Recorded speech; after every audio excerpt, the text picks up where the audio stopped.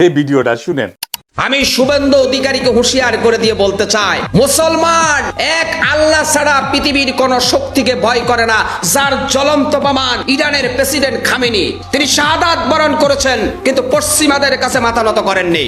শুভেন্দু অধিকারী, আপনাকে হুঁশিয়ার করে দিয়ে বলতে চাচ্ছি, ওই দিন খুব বেশি দূরে নয় যেদিন গোটা ভারতবর্ষ থেকে দিল্লির মসজিদে কালেমার পতাকা তরতর করে উঠবে। আপনার বাপ দাদা ব্রাহ্মণ পণ্ডিতদের জিজ্ঞাসা করে দেখবেন, মুসলমানেরা গোটা ভারতবর্ষ শাসন করেছিল বছরের পর বছর। যদি তারা ইচ্ছে করত আজকে ভারতের মাটিতে একটা হিন্দু জীবিত থাকতে পারত না। কিন্তু আফসোস, সারা বিশ্বে যারা মানবাধিকার নিয়ে কথা বলে, আমি তাদের বিবেকের কাছে প্রশ্ন করি, আপনারাই তো ধর্মযুদ্ধের ডাক দিয়েছেন কলকাতা থেকে। মনে রাখবেন, এই ধর্মযুদ্ধের সূচনা যদি পশ্চিমবঙ্গের কলকাতা থেকে শুরু হয়, গোটা ভারত ভেঙ্গে কাছের গ্লাসের মতো টুকরা টুকরা হবে। আমি নরেন্দ্র মোদীকে বলে দিতে চাই, শুভেন্দু অধিকারীর মতো গোমূত্র পানকারী এই খাটাসটাকে থামান।